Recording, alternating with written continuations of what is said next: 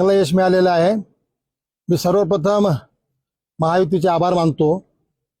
राज्याचे लोकप्रिय मुख्यमंत्री आदरणीय देवेंद्र फडणवीस साहेब, माझ्या पक्षाचे प्रदेशाध्यक्ष आदरणीय रविदादा चव्हाण, आमचे माजी प्रदेशाध्यक्ष आणि महसूल मंत्री आदरणीय बावनकुळे साहेब, राज्याचे दोन्ही उपमुख्यमंत्री आदरणीय एकनाथरावजी शिंदे साहेब, त्याचबरोबर सुनीताताई पवार, या सर्वांचे मी मनापासून आभार मानतो।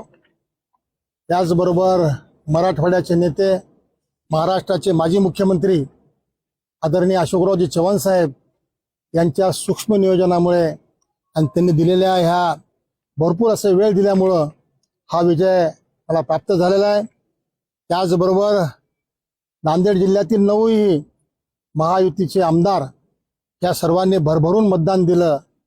महायुतीची संख्या 284 असताना 239 मतं मला मिळाली, 339 मतं मला मिळाली। त्याबद्दल मी त्या सर्व आमदारांचे आभार मानतो। पहिल्यांदा आपल्या नांदेड जिल्ह्यामध्ये महायुतीच्या 9 विधानसभेच्या जागा होत्या। 9च्या 9 जागा हे महायुतीने जिंकल्या। त्यानंतर नगरपालिकेच्या निवडणुका झाल्या। नगरपालिकेच्या निवडणुकांमध्ये महायुतीच्या सर्व जागा महायुतीच्या नगराध्यक्ष झालेल्या आहेत। त्याचबरोबर परवाच झालेली महापालिकेची निवडणूक, त्यामध्येही महायुतीचा डंका आहे, आपण जिंकलेलो आहोत।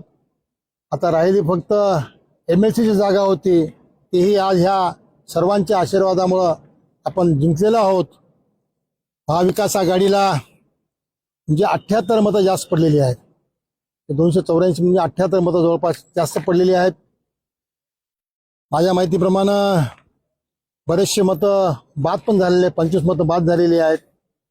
याचा अर्थ की बऱ्याच जणांचा रोष होता, त्यांना हे पचलेलं नाही आहे, त्याच्यामुळे कदाचित त्यांच्या दुफळीचा फायदा आम्हाला झाला असेल असं मला वाटतं। कोणत्या पक्षाचे सांगता येणार नाही, पवार गट कोणत्या गटाने आपल्याला सांगितलं असं काही सांगता येणार नाही, पण मतं जास्त पडलेली ही गोष्ट खरी आहे। व्यवहारने देखील मतदान केलं त्यांचं, तर काहीच माहिती नाही, सांगतो कळत नाही, मध्ये कोणाचं मत कळत नाही का तुम्हाला सांगितलं असेल ना भाऊ? असं थोडं सांगणार, कोण सांगत असतं? विजयाचे शिल्पकार कोण आहे? विजयाचे शिल्पकार सांगितलं ना मी तुम्हाला, सगळे नावं घेतले मी। हेच लोक माझे विजयाचे शिल्पकार आहेत। देवेंद्र भाऊ, रविदादा, अशोक चव्हाण साहेब, नंतर बावनकुळे साहेब, हे माझ्याकरता नेते मंडळी आहेत। त्या लोकांमुळेच मला हे प्रोत्साहन मिळालं आणि त्यांनी दिलेल्या सहकार्यामुळेच मी आज विजयी होऊ शकलो। त्याचबरोबर आमचे सर्व भारतीय जनता पक्षाचे आमचे नगरसेवक, त्याचबरोबर आमचे मजपा मराठवाडा जनहित पार्टी, त्याचबरोबर आमचे NCP अजित पवार गटाचे सर्व आणि शिंदे गटाचे सर्व, या सर्वांनी मला मतदान केलं। या सर्व नगरसेवकांचे मी आभार मानतो आणि त्यांच्यामुळे मी आज विजयी होऊ शकलो। 9च्या 9 उमेदवार विधानसभेतल्या आमदारांनी मतदान केलं, मदत केली असं म्हणतात। विधान परिषदेचे आमदार जे होते हेमंत पाटील, त्यांच्याकडून मदत झाली? त्यांची सुद्धा मला मदत होती, लक्षात ठेवा, त्यांची मदत होती।